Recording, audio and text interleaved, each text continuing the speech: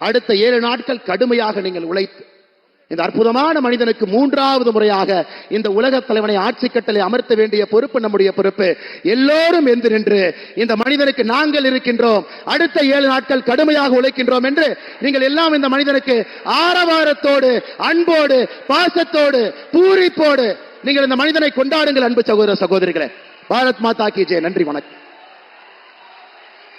நமது நெஞ்சமெல்லாம் நிறைந்திருக்கும் தாமரை நாயகன் பாரத பிரதமர் நரேந்திர மோடிஜி அவர்களுக்கு தாமரை மாலை அணிவித்து மரியாதை செய்யப்படுகிறது.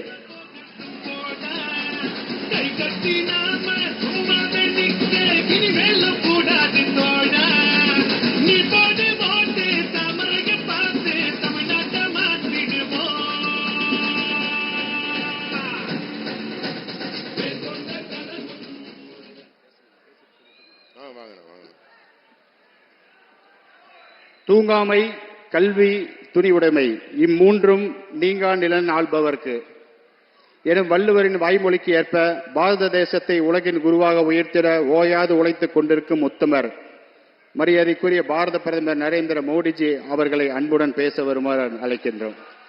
பாரத் மாதா கி.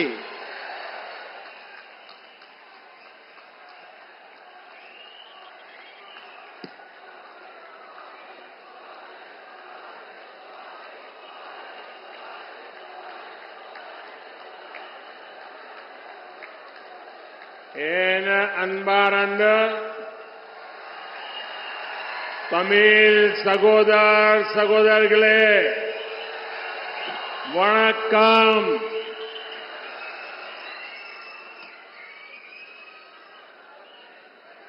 मेट्टुपालयम की इस धरती से मैं सबसे पहले मरुदामलाई मुरुगन और कोनी अम्मन को नमन करता हूं. मेट्टुपालयम में कोयम्बटूर जिले की एनर्जी भी है और नीलगिरीज हिल्स की सुंदरता भी है. नीलगिरी की टी पूरे देश में प्रसिद्ध है और टी गार्डन की इतनी सुंदर जगह से एक चाय वाले का दिल का रिश्ता न हो, ये तो हो ही नहीं सकता. என் அன்பார்ந்த தமிழ் சகோதர சகோதரிகளே, வணக்கம். மேட்டுப்பாளையத்தின் இந்த புண்ணிய பூமியிலிருந்து உங்க எல்லாரையும் வணங்குறேன். முதல்ல இந்த பகுதியில் இருக்கிற மருதமலை முருகனையும் கோனி அம்மனையும் வணங்குகிறேன். உங்க மேட்டுப்பாளையம் இருக்கே, இதுக்கு கோயம்புத்தூரோட ஆற்றலும் இருக்கு, நீலகிரியின் அழகும் இருக்கு. அதுல பாருங்க, இவ்வளவு அழகான தேயிலை தோட்டங்கள் இருக்கிற பகுதிக்கு வந்தா ஒரு டீ கடைக்காரருக்கு சந்தோஷமா இருக்காதா என்ன? साथियों, कुछ ही दिन में तमिलनाडु तमिल पुत्तांडु को सेलिब्रेट करने जा रहा है. मेरी आपको एडवांस में बहुत सारी शुभकामनाएं हैं. अनैवरुक्कुम इनिया तमिल पुत्तांडु नलवाड़ तुक्कलु. मेरी कामना है कि ये नववर्ष हर तमिल भाई बहन के जीवन में प्रोग्रेस, हेल्थ और प्रॉस्पेरिटी को न्यू हाइट पर लेकर जाएं. அன்பர்களே, இன்னும் சில நாள்ல உங்களுக்கு தமிழ் புத்தாண்டை நீங்கள் எல்லாரும் கொண்டாட இருக்கிறீர்கள். அதற்காக என் அன்பான வாழ்த்துக்களை அட்வான்ஸாவே உங்களுக்கு சொல்லிக்கிறேன். அனைவருக்கும் இனிய தமிழ் புத்தாண்டு நல்வாழ்த்துக்கள்.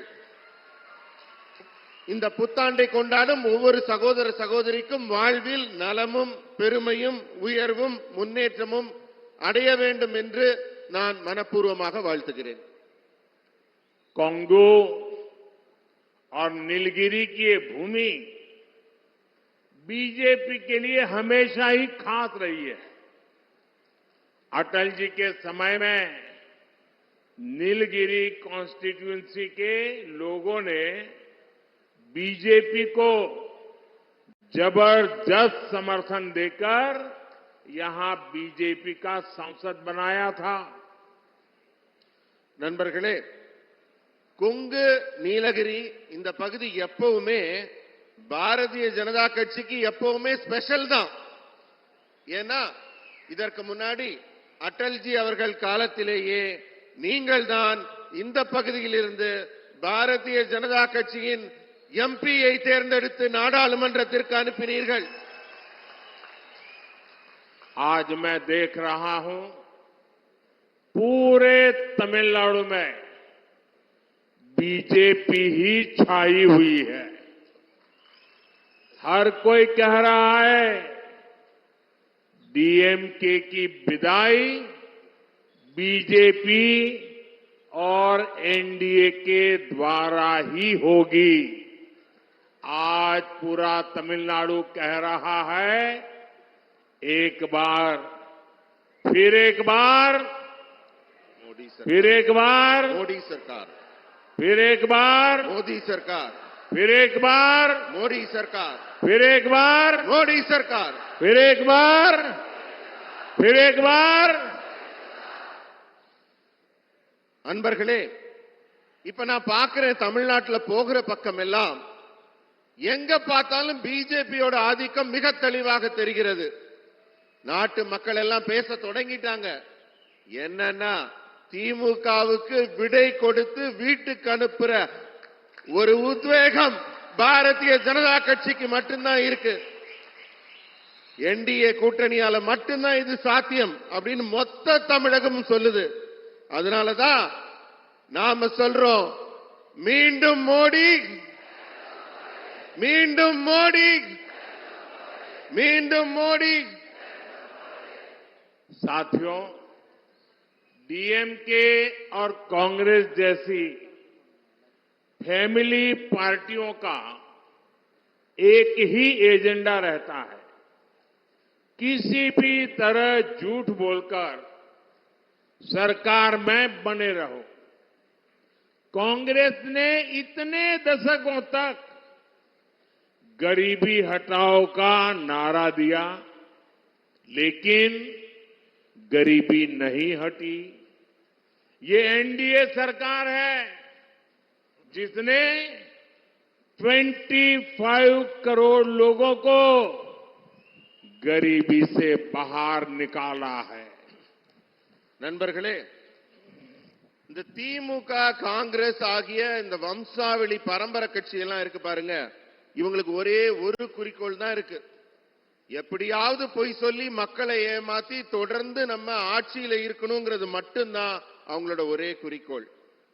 இப்படி பல தலைமுறைகளாக ஆட்சியில இருந்த இவங்க அடிக்கடி சொல்றது என்ன தெரியுங்களா? வறுமையை ஒழிப்போம், வறுமையை ஒழிப்போம்னு சொல்லுவாங்க. ஆனா அவங்க இத்தனை காலம் ஆட்சி செய்தும் நாட்டிலிருந்து வறுமை நீங்கவில்லை. ஆனால் நமது தேசிய ஜனநாயக கூட்டணி அரசு ஆட்சிக்கு வந்த உடனேயே செய்த வேலை 25 கோடி மக்களை வறுமையிலிருந்து மீட்டிருக்கிறோம். कांग्रेस डीएमके के इंडी अलायंस ने दशकों तक एससी, एसटी, ओबीसी समाज के करोड़ों लोगों को मकान, बिजली, पानी के लिए तरसा कर रखा, क्योंकि इनकी सोच थी कि सबको मकान, बिजली नहीं मिल सकता। लेकिन बीजेपी सरकार ने करोड़ों गरीबों को पीएम आवास दिया, हर गांव तक बिजली पहुंचाई। 80 करोड़ जरूरतमंदों को मुफ्त राशन दिया और इनमें अधिकांश एससी, एसटी, ओबीसी समाज के लोग हैं। நண்பர்களே, இந்த காங்கிரஸ் திமுகவோட இந்தி கூட்டணி இருக்கு பாருங்க, இவங்க பல தலைமுறைகளாக ஆட்சியில தொடர்ந்து இருந்துகிட்டே இருக்காங்க. இவங்க கோடிக்கணக்கான ஏழைகள், பட்டியலின சகோதரர்கள், தலித் மக்கள், இவங்க எல்லாரையும் வீடு கிடைக்காம, மின்சாரம் கிடைக்காம, குடிக்க தண்ணி கிடைக்காம தவிக்க விட்டுக்கிட்டு இருந்தாங்க. ஏன்னா அவங்களோட அடிப்படை எண்ணமே அவங்களுக்கு வீடு, தண்ணி, மின்சாரம் எல்லாம் கிடைச்சிடக்கூடாது, அவங்க அப்படியே தான் இருக்கணும்னு நினைச்சாங்க. ஆனால் நம்முடைய பாஜக அரசு கோடிக்கணக்கான மக்களுக்கு பிரதமர் ஆவாஸ் யோஜனாவில் வீடுகளை வழங்கி இருக்கிறது. ஒவ்வொரு கிராமத்திற்கும் மின்சாரம் வழங்கி இருக்கிறது. 80 கோடிக்கு மேலான மக்களுக்கு இலவசமாக ரேஷன் பொருட்களை வழங்கி இருக்கு. இத வாங்கினவங்கள பெரும்பாலவங்க நம்ம பட்டியலினத்தின் சகோதர சகோதரிகள், ஏழை எளிய மக்கள் தான். इन फैमिली पार्टियों को लगता है कि इनके बेटे बेटियों के अलावा कोई गरीब ट्राइबल बड़े पद पर बैठ ही नहीं सकता है। लेकिन बीजेपी ने पहली बार एक ट्राइबल महिला को भारत का प्रेसिडेंट बनाया और उस समय भी इंडी अलायंस वालों ने उनका घोर विरोध किया। நண்பர்களே, இந்த பரம்பரை வம்சாவளி கட்சிகள் இருக்குதே, அவங்க எப்பவுமே என்ன பார்ப்பாங்கன்னா, அவங்களோட மகன்கள், அவங்களோட மகள்கள், அவங்க பேரம்பேத்தி தான் அப்படியே படிப்படியா வாரிசுல ஆட்சிக்கு வரணும்னு நினைக்கிறாங்க. எந்த ஏழையோ, பட்டியலின மக்களோ, பழங்குடி இனத்தவரோ இந்த பதவிக்கு வருவதை அவர்கள் விரும்புவதும் இல்லை, அனுமதிப்பதும் இல்லை. ஆனா முதல் முறையாக பட்டியல் இனத்தை சேர்ந்த ஒரு பெண்ணை இந்தியாவின் ஜனாதிபதியாக உயர்த்தி அழகு பார்த்தது நம்முடைய பாஜக அரசு. அதுக்கு கூட அவங்க ஆதரவு தராம எதிர்ப்பு தான் தெரிவிச்சாங்க. साथियों, इंडी अलायंस वालों को भारत के सामर्थ्य पर विश्वास नहीं है। दुनिया में कोरोना की इतनी बड़ी पैंडेमिक आई, इंडी अलायंस के लोग कहते थे भारत वैक्सीन नहीं बना सकता। हमने कहा हम मेड इन इंडिया वैक्सीन बनाएंगे। भारत ने ना केवल मेड इन इंडिया वैक्सीन बनाई, बल्कि फ्री वैक्सीन देकर करोड़ों लोगों की जान बचाई। நண்பர்களே, இந்தி கூட்டணியில் இருக்கிறவங்க எல்லாருமே இந்தியாவோட திறமையையே நம்ப மாட்டேங்கிறாங்க. இதுக்கு ஒரு பெரிய உதாரணம் சொல்லணும்னா, கொரோனா நோய் தொற்று காலத்துல இந்தியாவிலேயே மருந்து தயாரிக்கிறோம், மேக் இன் இந்தியால செய்யறோம்னப்ப அவங்க அதை எள்ளி நகையாடுறாங்க, செய்ய முடியாதுன்னாங்க. ஆனால் அந்த நோய் தொற்று கிருமிக்கு மருந்தை இந்தியாவிலேயே நாங்கள் தயாரித்து இந்தி கூட்டணிக்கு சவால் விடுத்தோம். மேக் இன் இந்தியான்னு தடுப்பூசியில இந்திய மக்கள் மட்டுமல்ல, பல உலக நாடுகளுக்கு மருந்து கொடுத்து கோடிக்கணக்கான மக்களின் உயிர் காப்பாற்றப்பட்டது. साथियों, इंडी अलायंस के लोग ये भी कहते थे कि पैंडेमिक में हमारी इकोनॉमी ठप हो जाएगी, लेकिन केंद्र सरकार ने एमएसएमई को उसी दौर में 2 लाख करोड़ रुपए की तुरंत सहायता दी। उसकी वजह से कोयम्बटूर जैसी जगहों पर काम करने वाली हजारों एमएसएमई बंद होने से बची, लाखों युवाओं का रोजगार बचा। நண்பர்களே, இந்தி கூட்டணியில வெறும் தொற்று நோயை பற்றி மட்டும் அவங்க எள்ளி நகையாடவில்லை. அந்த காலகட்டத்தில் இந்தியாவின் பொருளாதாரமும் சீர்குலைந்துவிடும் அப்படின்னு அவங்க ஒரு ஆர்வம் சொன்னாங்க. ஆனா அந்த கடுமையான காலகட்டத்தில் நாட்டில் இருக்கிற சிறு குறு தொழில்களை காப்பாற்றுவதற்காக MSME நிறுவனங்களுக்கு 2 லட்சம் கோடி நிதி உதவியை பாஜக அரசு வழங்கியது. அதனாலதான் இந்த கோயம்புத்தூர் பகுதியில் இருக்க தொழில் நகரமான கோயம்புத்தூர் பகுதியில் ஆயிரக்கணக்கான MSME நிறுவனங்கள் காப்பாற்றப்பட்டன. லட்சக்கணக்கான இளைஞர்களுக்கு வேலை வாய்ப்பு கிடைத்தது. तमिलनाडु में इतना पोटेंशियल है, इतना टैलेंट है, लेकिन जब से डीएम की सरकार आई है इन सबको इग्नोर किया जा रहा। कोयम्बटूर रीजन की टेक्सटाइल इंडस्ट्री कितनी फेमस है, डीएम के सरकार पावर टैरिफ बढ़ाकर इस इंडस्ट्री को तबाह करने में, वीवर्स की जिंदगी तबाह करने में जुटी हुई है। इनके करप्शन से भी तमिलनाडु की हर इंडस्ट्री परेशान है। நண்பர்களே, தமிழ்நாட்டில் நான் பார்க்கிறேன், இங்க ஏராளமான திறமையும் மனித ஆற்றலும் மிகுந்து இருக்கிறது.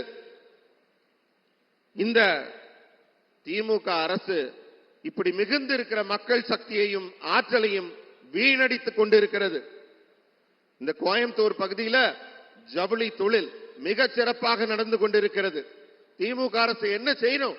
அந்த ஜவுளி தொழிலை காப்பாற்றுவதற்கு பதிலாக அதிகமான மின்சார கட்டணத்தை சுமத்தி அந்த தொழிலை நடக்க விடாமல் செய்கிறது. அதை முடக்கும் வகையில மின் கட்டணங்களை எல்லாம் உயர்த்தி வருகிறது. அவர்கள் ஊழலை தொடர்ந்து செய்வதற்காக அதுல வர்ற இழப்பை எல்லாம் மக்கள் மீது திணிக்கிறார்கள்.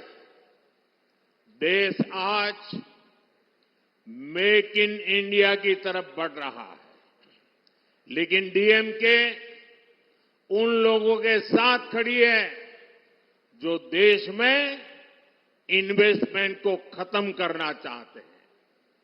अपनी इस राजनीति से ये लोग सबसे ज्यादा नुकसान तमिलनाडु का कर रहे हैं। बीजेपी सरकार तमिलनाडु में इस रीजन में डिफेंस कॉरिडोर बना रही है। इसका लाभ कोयम्बटूर को भी मिलेगा।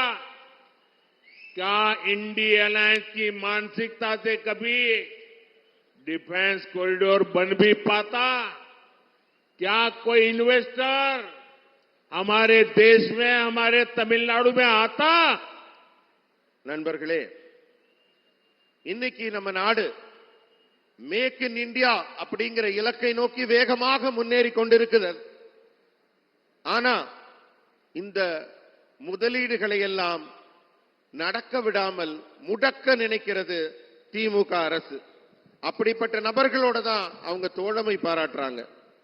திமுக தன்னுடைய சொந்த சுய லாபத்திற்காக தமிழகத்திற்கு அதிகபட்ச கேட்டை விளைவித்துக் கொண்டிருக்கிறார்கள். தமிழகத்தில் பாஜக அரசு தான் இதோ இந்த கோவை பகுதியில் ஒரு பாதுகாப்பு வழித்தடத்தை, டிஃபென்ஸ் காரிடோர் நம்ம உருவாக்கி இருக்கிறோம். இதனால மிகப்பெரிய வளர்ச்சி, மிகப்பெரிய லாபம் இந்த பகுதிக்கு கிடைக்க இருக்கு. ஆனா இந்தி கூட்டணிக்காரங்க இதெல்லாம் செய்வாங்களா? அவங்களுக்கு இதெல்லாம் செய்யணும்னு தோணி இருக்குமா? யாராவது முதலீட்டாளர்கள் முன் வந்திருப்பார்களான்னு நீங்க எல்லாம் சிந்திச்சு பார்க்கணும். साथियों, देश में जब दिल्ली में कांग्रेस सरकार थी, राज्यों के साथ इस आधार पर भेदभाव होता था कि कहां किस पार्टी की सरकार है। लेकिन एनडीए सरकार सबका साथ, सबका विकास के विजन पर काम कर रही है। हम कहते हैं विकसित भारत के लिए विकसित तमिलनाडु। इसलिए हमने पिछले 10 सालों में तमिलनाडु के डेवलपमेंट के लिए लाखों करोड़ रुपए लगाए हैं। நண்பர்களே, நாட்டில் காங்கிரஸ் ஆட்சி இருந்தப்ப மாநிலங்களை எல்லாம் எப்படி பார்ப்பாங்க தெரியுமா? இது நம்ம ஆட்சி, நம்ம கட்சியோட ஆட்சியா எதிர்க்கட்சியோட ஆட்சியா எந்த ஆட்சிங்கிறத வச்சுதான் மாநிலத்தின் உறவுகள் தீர்மானிக்கப்பட்டன. ஆனா இப்பெல்லாம் அப்படி இல்ல. என்டிஏ ஆட்சி நடக்குது.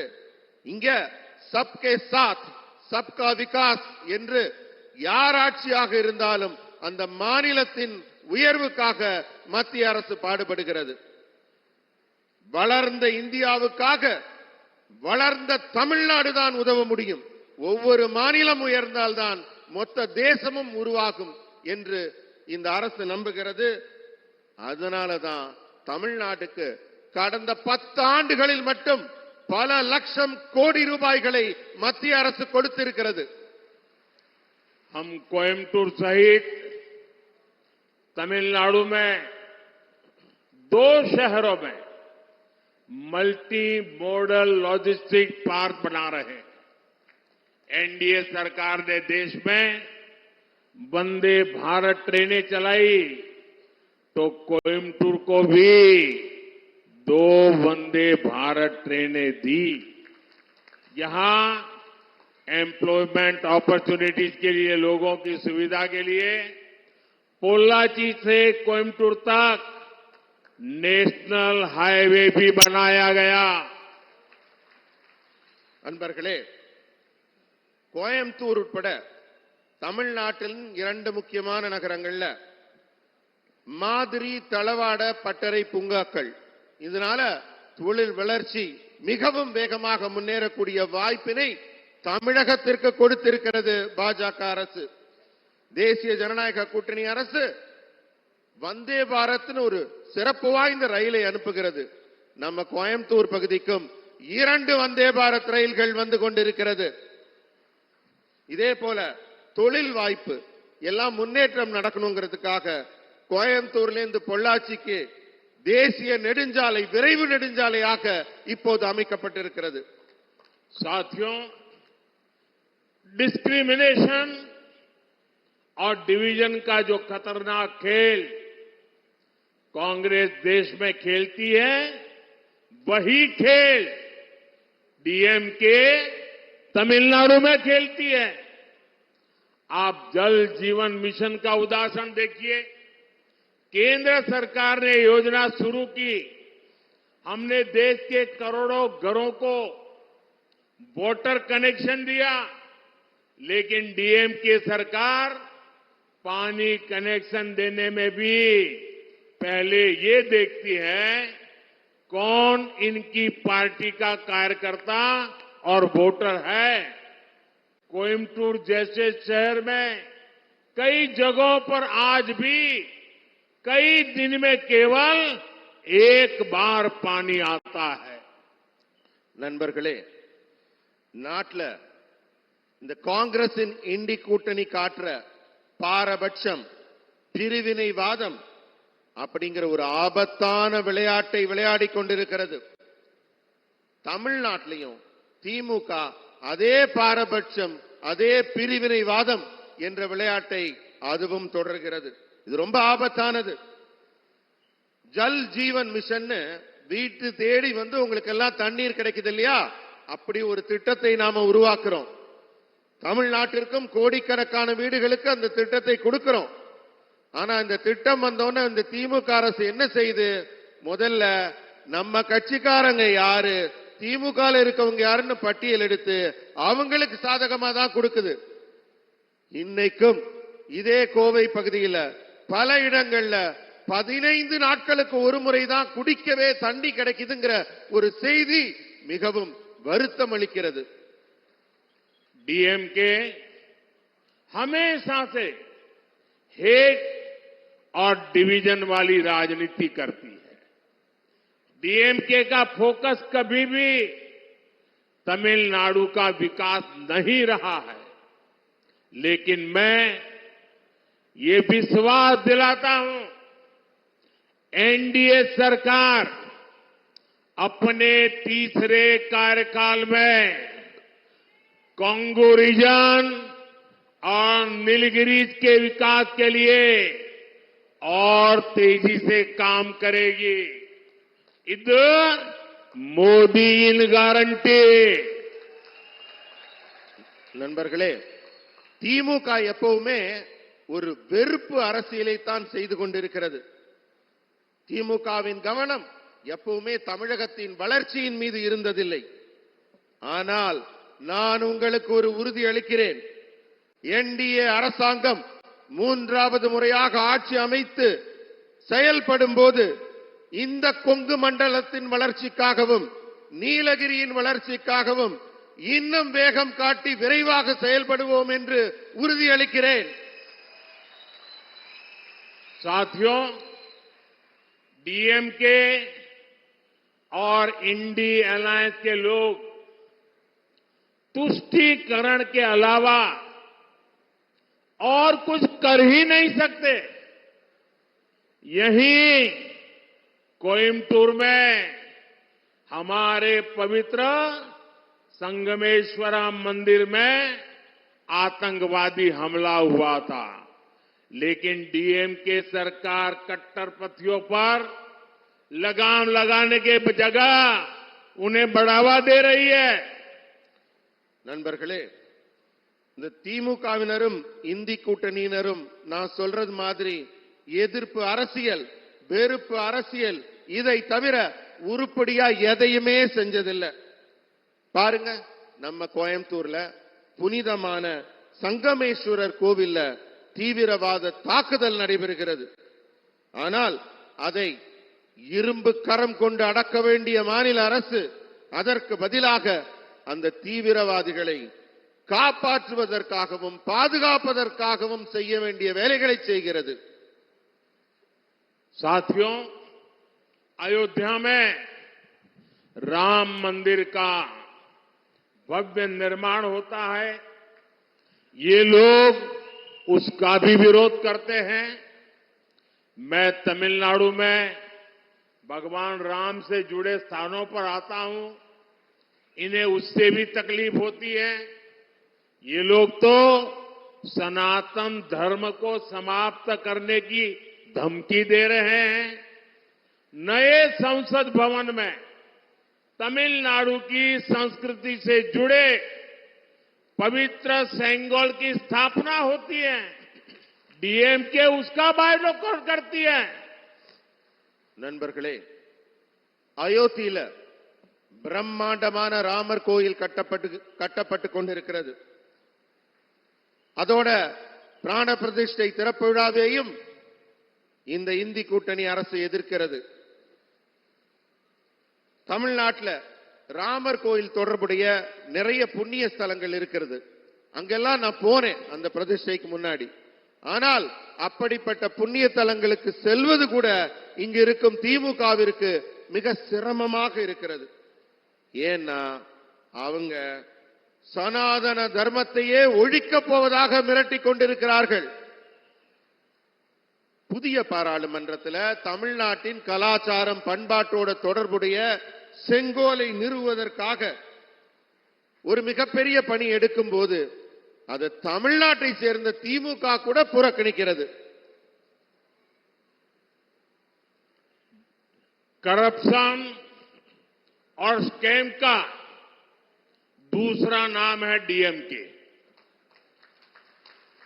आज देश 5G में वर्ल्ड रिकॉर्ड बना रहा है, लेकिन इसी डीएमके ने 2G में स्कैम करके देश को बदनाम किया था. भ्रष्टाचारियों को बचाने के लिए डीएमके और कांग्रेस सबसे आगे खड़े नजर आते हैं. मैं कहता हूं, भ्रष्टाचार हटाओ. वो कहते हैं भ्रष्टाचारी बचाओ. நண்பர்களே, சுரண்டலுக்கும் ஊழலுக்கும் இன்னொரு பெயர்தான் திமுக. இன்னைக்கு நம்ம நாடு 5G அப்படின்னு உலக சாதனை படைத்து வருது. ஆனா திமுக என்ன பண்ணுச்சு? 2Gல ஊழல் செஞ்சு நம்ம நாட்டையே அவமானப்படுத்துச்சு. ஊழல்வாதிகளை காப்பாற்றுவதுதான் திமுக மற்றும் காங்கிரசின் தலையாய குறிக்கோள். அதுக்கு தான் முன்னாடி ஓடி வருவாங்க. நான் சொல்றேன், ஊழலை அகற்றுவோம், ஊழல்வாதிகளை தண்டிப்போம். ஆனா அவங்க என்ன சொல்றாங்க? ஊழலை ஆதரிப்போம், ஊழல்வாதிகளை காப்பாற்றுவோம்னு. साथियों, एक हफ्ते पहले हमने कच्चा तीवू का मुद्दा उठाया। सरकारी दस्तावेजों से ये बात खुली कि कैसे कांग्रेस और डीएमके ने मिलकर तमिलनाडु का एक हिस्सा दूसरे देश को दे दिया। भारत की संप्रभुता से हुए इस खिलवाड़ की कीमत हमारे गरीब मछुआरे चुकाते रहे हैं। 19 अप्रैल को मतदान के समय डीएमके और कांग्रेस के इन पापों का हिसाब जरूर होना चाहिए। நண்பர்களே, இந்தி கூட்டணியினர் எப்படி செயல்படுறாங்கங்கிறதுக்கு ஒரு முக்கியமான உதாரணம் சொல்றேன். ஒரு வாரத்துக்கு முன்னாடி நம்ம கச்சத்தீவு பிரச்சனையை எழுப்பினோம். காங்கிரசும் திமுகவும் ஒன்னா சேர்ந்து எப்படி இந்தியாவின் உயிரோட்டமான ஒரு பகுதியை வேற நாட்டுக்கு தாரை வார்த்து கொடுத்தார்கள் என்பது பற்றிய அரசு ஆவணங்கள் வெளியிடப்பட்டன. அப்பதான் தெரிஞ்சது அவங்க தமிழகத்திற்கு இழைத்த அந்த துரோகம். இந்தி கூட்டணியினர் இந்தியாவின் இறையாண்மையை சேதப்படுத்தினதுக்கான விலையை பாவம் நம்ம தமிழக மீனவர்கள் தான் அதுக்கு விலை கொடுத்து கொண்டிருக்கிறார்கள். திமுக மற்றும் காங்கிரஸ் செய்த இந்த பாவங்களுக்காக வரும் ஏப்ரல் 19ஆம் தேதி தேர்தல் நடைபெறும் போது மக்களாகிய நீங்கள் தான் அவர்களுக்கு சரியான பாடம் புகட்ட வேண்டும். साथियों, डीएमके सत्ता के अहंकार में डूबी हुई पार्टी है। जब डीएमके के एक बड़े नेता ने हमारे युवा नेता अन्नामलाई जी के बारे में पूछा गया तो डीएमके नेता ने अहंकार में कहा, कौन है वो Annamalai? Who is that? Who is that? और अपमानजनक शब्दों का इस्तेमाल किया। यह अहंकार तमिलनाडु के महान कल्चर के खिलाफ है। यह अहंकार तमिलनाडु के लोगों की कभी पसंद नहीं आएगा। एक पूर्व पुलिस अफसर के लिए, बैकवर्ड क्लास से आने वाले एक युवा के लिए, ग्राउंड पर इतना काम करने वाले युवा के लिए जो शब्द डीएमके ने कहे हैं वही उसका असली कैरेक्टर है। ये फैमिली पॉलिटिक्स करने वाले लोग हर युवा को इसलिए आगे बढ़ने से रोकते हैं। நண்பர்களே, திமுக எப்பவுமே அதிகார ஆணவத்திலேயே மிதந்து கொண்டிருக்கிறது. நம்ம பாஜகவின் தமிழக தலைவர் திரு அண்ணாமலை பற்றி திமுகவின் ஒரு தலைவர் கிட்ட ஒரு கேள்வி கேட்கிறாங்க. அவர் கேட்கிறார், யார் இந்த அண்ணாமலைன்னு, ஹூ இஸ் ஹி அப்படின்னு கேள்வி கேட்கிறார். அந்த அளவு ஆணவம் அவர்கள் கண்களை மறைக்கிறது. யார் அப்படின்னு அவங்க கேள்வி கேட்கிறாங்கன்னா அந்த அளவு அவங்கள கண்களை மறைக்கும் அந்த ஆணவத்தை தமிழகம் என்றும் அனுமதிக்காது. தமிழ் கலாச்சாரத்திற்கு எதிரானது அந்த ஆணவம். ஒரு இளைஞன் பிற்படுத்தப்பட்ட வகுப்பில் இருந்து வருகிறார். ஒரு முன்னாள் காவல்துறை அதிகாரியாக செயல்பட்டு இருக்கிறார். காலத்தில் வீரம் காட்டிக் கொண்டிருக்கிறார். அவரை தெரியலையா அவங்களுக்கு? இதுதான் அவங்க உண்மையான குணம். ஃபேமிலி பாலிடிக்ஸ்ல பண்ணிக்கிட்டு இருக்காங்கல்ல, அவங்களுக்கு ஒரு சாதாரண குடும்பத்திலேருந்து ஒரு இளைஞன் நேர்மையான அரசியல் செய்ய முன்வராங்கிறதே பிடிக்கலங்கிறது தான் உண்மையான கருத்து. डीएमके के एक बड़े नेता ने कुछ दिन पहले कहा कि ये चुनाव इसलिए है ताकि मोदी भारत छोड़ दे। मैं उन्हें और उनकी पार्टी को बताना चाहता हूं, जरा कान खोल करके सुन ले। ये चुनाव इसलिए है ताकि करप्शन भारत छोड़ दे। ये चुनाव इसलिए है ताकि परिवारवाद भारत छोड़ दे। ये चुनाव इसलिए है ताकि ड्रग्स भारत छोड़ दे। ये चुनाव इसलिए है ताकि हर वो देशवासी, हर एक दो व्यक्ति जो देश विरोधी डीएमके संरक्षण करती है वो भारत छोड़ दे। நண்பர்களே, சில நாட்களுக்கு முன்னால டிஎம்கேவோட ஒரு பெரிய தலைவர் பேசுறார். என்ன பேசுறார்? இந்த தேர்தல் மோடியை பாரதத்தை விட்டு வெளியேற்றுகிற தேர்தல் என்று பேசுகிறார். அவருக்கும் அவருடைய கட்சிக்கும் நான் ஒன்னு சொல்ல விரும்புறேன், நல்ல காதை திறந்து கேளுங்க. இந்த தேர்தல் எதுக்குன்னா ஊழலை இந்தியாவை விட்டு அகற்றுகிற தேர்தல். இந்த தேர்தல் எதுக்குன்னா உங்களோட வம்சாவளி அரசியலை இந்தியாவை விட்டு வெளியேற்றுகிற தேர்தல். இந்த தேர்தல் எதுக்குன்னா போதை பொருளை இந்தியாவை விட்டு விரட்டுகிற தேர்தல். இந்த தேர்தல் எதுக்குன்னா திமுக பொத்தி பொத்தி பாதுகாத்துக் கொண்டிருக்குதே தேசியத்துக்கு எதிரான கொள்கை விரோத போக்கு, அதை வெளியேற்றுகிற தேர்தல். साथियों, कोयम्बटूर से तमिलनाडु बीजेपी के प्रेसिडेंट मेरे ऊर्जावान साथी के अन्नामलाई आपके कैंडिडेट है।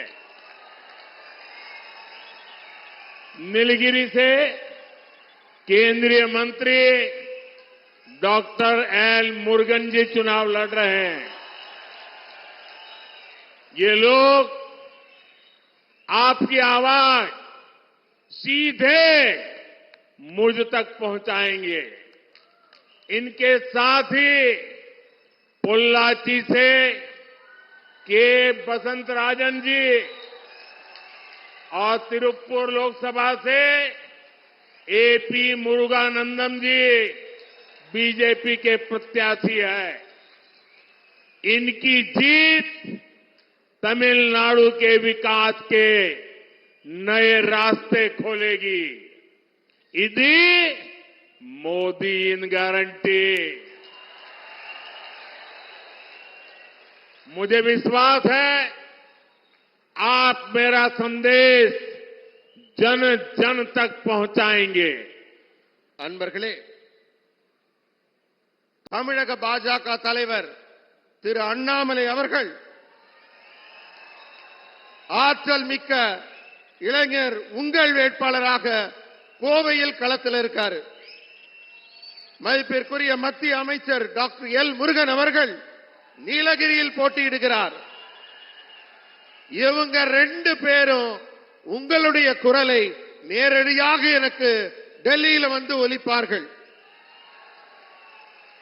இவங்களோட பொள்ளாச்சியிலிருந்து திரு கே வசந்தராஜன் அவர்களும், திருப்பூர் மக்களவையில் போட்டியிடும் ஏபி முருகானந்தம் அவர்களும் பாஜகவில் போட்டியிடுகிறார்கள். இவங்களோட வெற்றி தமிழகத்தின் வளர்ச்சிக்கான புதிய பாதைகளை திறக்கப் போகிறது. இது மோடியின் கேரண்டி. என்னுடைய இந்த செய்தியை நீங்க தமிழ்நாடு மக்கள் ஒவ்வொருவருக்கும் கொண்டு சேர்க்க வேண்டும். நீங்க செய்வீர்கள் என்ற நம்பிக்கை எனக்கு இருக்கிறது.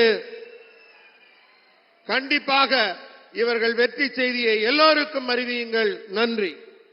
मेरे साथ बोलिए भारत माता की, भारत माता की, भारत माता की, वंदे மாதரம் वंदे वंदे மாதரம் वंदे वंदे वंदे। बहुत बहुत धन्यवाद। நன்றி, வணக்கம்.